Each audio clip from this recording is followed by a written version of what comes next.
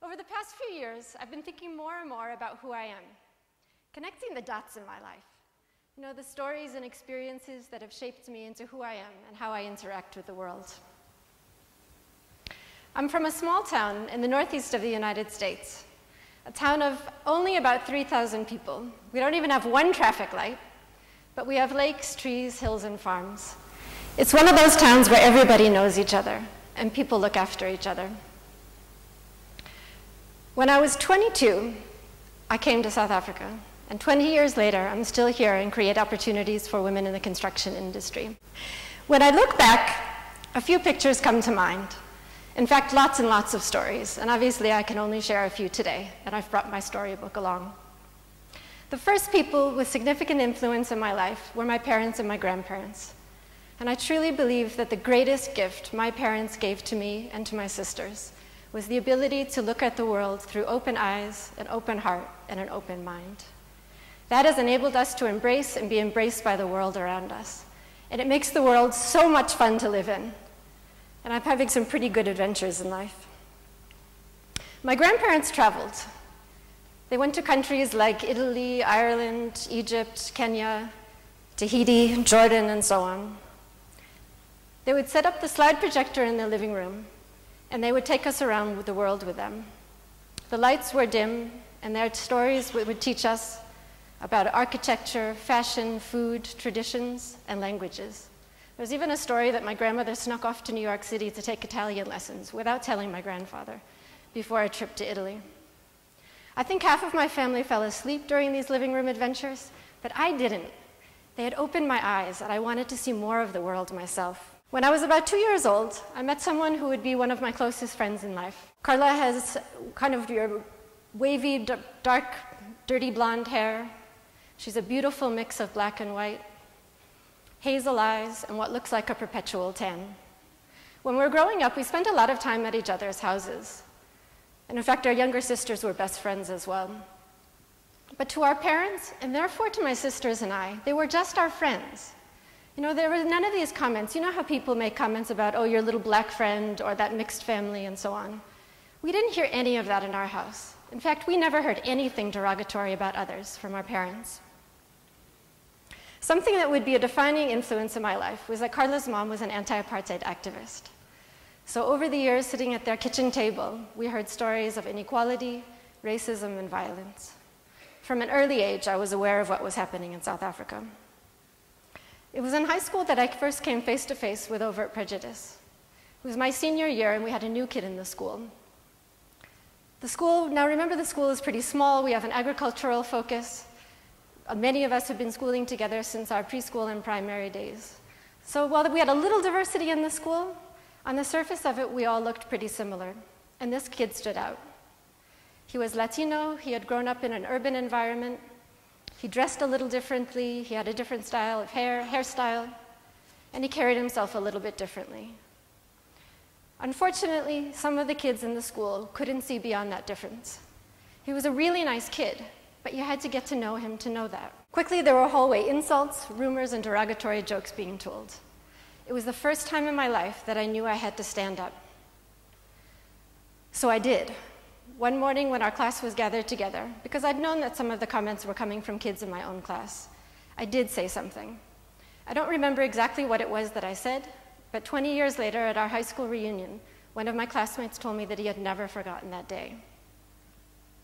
A day that I've never forgotten is, of course, the day that Nelson Mandela was released from prison. In fact, it was the school holidays for us in the States, and my family was away.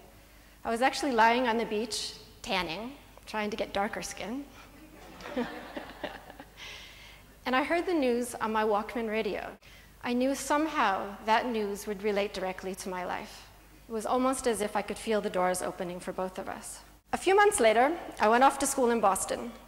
Now, during high school, I had traveled a little bit, I'd experienced more of the world, and I'd been to Boston several times. But living there was something else. I was now a small-town girl at a university that had a population 3 times the size of my entire town. A Catholic university. I'm not Catholic, so now I'm the one who's a little bit different. I'm in a city that has over 50 universities, over 250,000 students, and a very diverse population overall. So that first year, I was actually allocated to a dorm on campus that housed a lot of the international students. So within days, I had met people from around the world. And again, they were a little different. They looked slightly different, they spoke different languages, listened to different types of music, and they spoke English with what I call interesting accents. But I am forever grateful that I met them with my open eyes and open heart. I was friends with students from Guatemala, Mauritius, Jordan, Costa Rica, Ecuador, Italy, and so on. My eyes to the world opened so much further from those interactions. I realized that we were more alike than different. And that means that all of us are 99.9% alike genetically. We're more alike than different. For me, university was a time to get to know myself. Who was I? Where did I fit in? And what on earth was I going to do with my life? As I connect the dots, I often wonder who I would be. What would my life be like if I hadn't met Carla and her parents at such an early age? What if her mom hadn't been an anti-apartheid activist? What if I hadn't gone to university in such a large cosmopolitan city? What if I hadn't been allocated to the dorm with all of the international students? If I hadn't had that level of exposure by that stage in my life?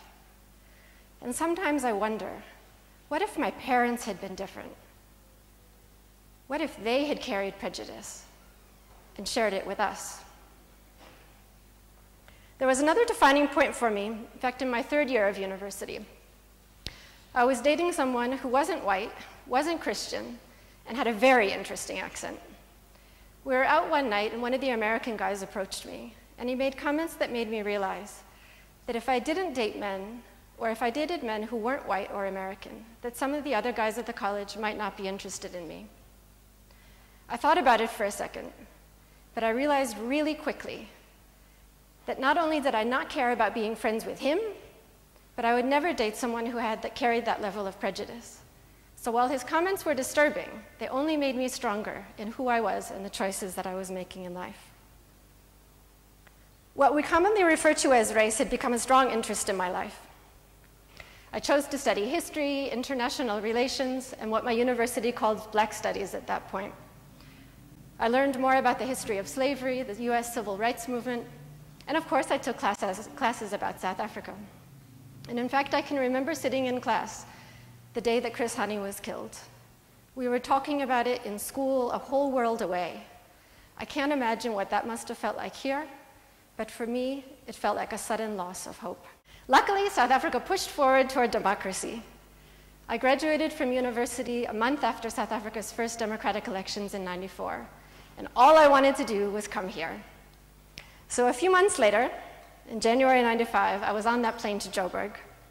What I knew then about South Africa had come from textbooks, the little that I'd seen on the TV news, and from Carla's mom. So I didn't really know what to expect.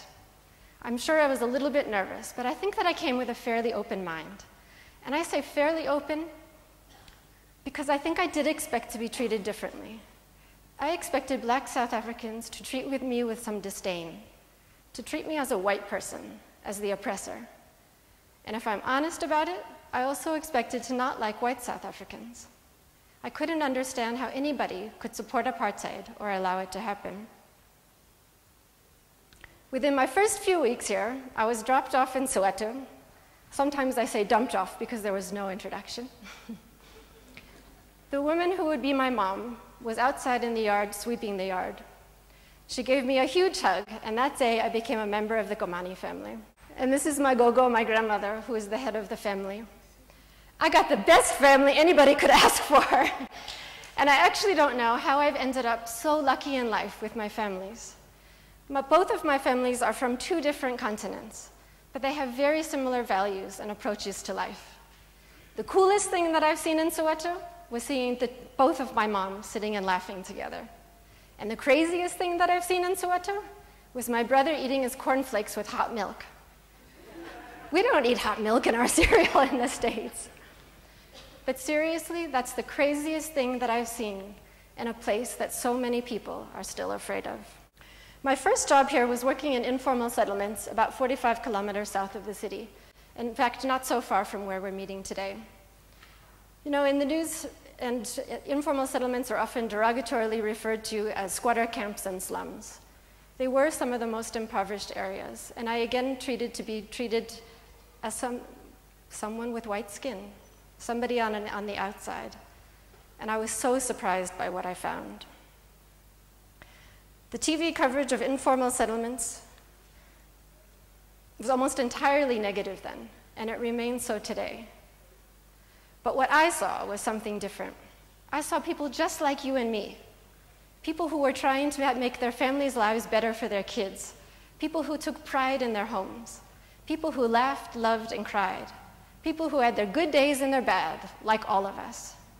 I saw women who got up at 4 o'clock in the morning to take their kids to school, to go to work in town.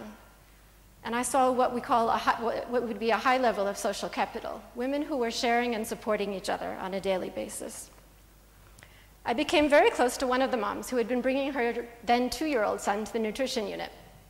We became very close, and we laugh about it because we look very different.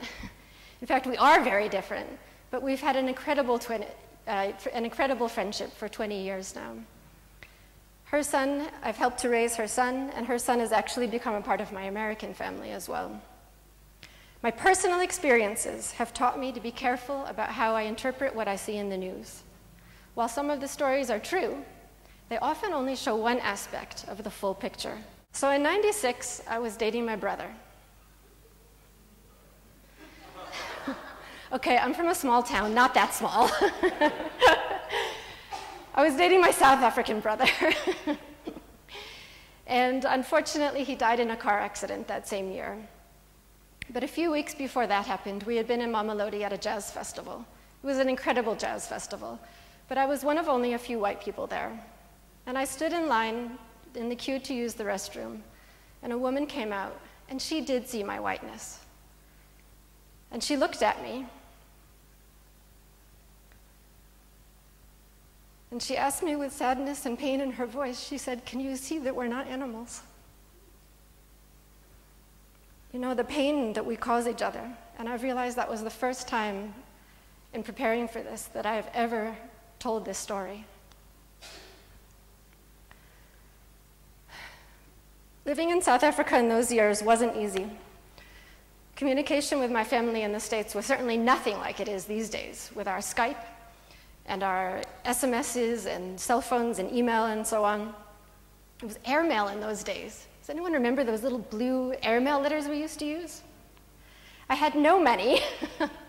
Getting work permits was not only difficult, but they forced us to leave the country to reapply. It was a huge hassle. In fact, I even got kicked out of the country at one point.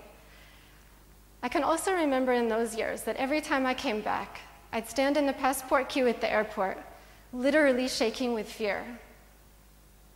Fear that they wouldn't let me in and would tell me to go back to the States. At the same time, I'd felt pressure from my grandfather. While he supported my interest in South Africa, he'd been the first in his family to get a university-level education. And I knew that he felt that I should be settling down and I should be getting a real job, you know, a job that pays real money. And unfortunately, I knew I needed to come back here. I knew this is where I wanted to try to do that. And then luckily, later in life, he did tell me that I had made the right decision. For me, South Africa was the most exciting place in the world. It was a place where people were beginning to see themselves, each other, and the wider world differently. They were seeing through new lenses. I knew my path would be different, but I needed to be here and to be part of it. I followed my dreams. This is my 20th year here. For the past 12 years, I've been leading an organization that supports the development of women's careers and businesses in the construction and housing industries. In South Africa and around the world, construction has traditionally been a male-dominated industry. And in South Africa, it's white men in particular. A few years ago, we realized that we needed to take some steps that crossed pretty distinct lines in the industry. And I now personally needed to cross the line in the sand and begin to build bridges of communication between each other, between people within the industry, between organizations. We needed to be able to work together. And I needed to try to understand why men thought that women shouldn't be involved in the construction industry.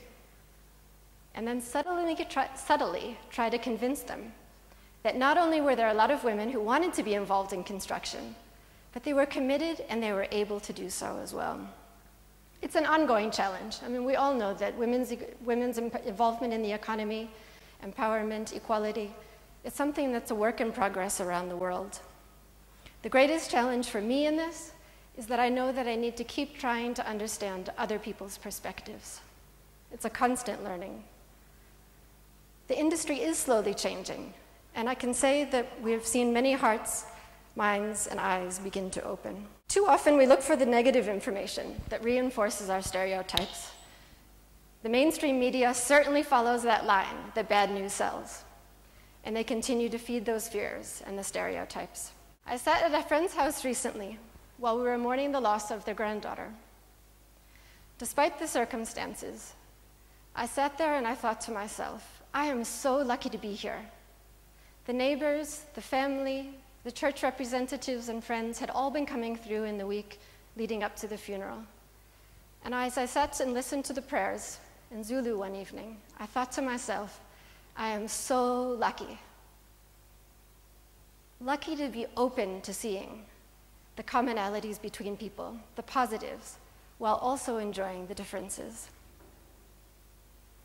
There seem to be so many people out there who dislike anyone who's different from them in any way. But can you imagine if everyone in the world were exactly the same? We each have our own unique perspectives of the world.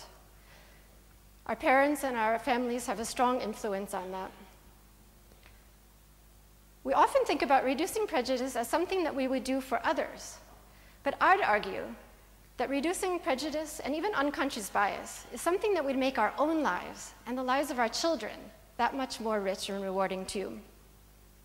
The area that I live in now is very diverse. I live in a large townhouse complex and there are lots of kids. Sometimes they make a lot of noise. But very often they're down at the pool, and in that pool you'll find kids of all backgrounds, religions, ages, and all shades of color. They're a microcosm of South Africa, potentially a microcosm of the world. I don't know exactly what's said inside of their homes, but my guess is that they're making their decisions about each other based on their actual experiences with each other and their exposure to each other. And from what I've seen, they're doing that with open hearts. A psychologist friend once told me that the greatest gift parents can give their children is a strong foundation and wings to fly. I'd take that further and suggest that the greatest gift is a strong foundation that enables them to fly with open eyes, an open heart, and an open mind. Thank you.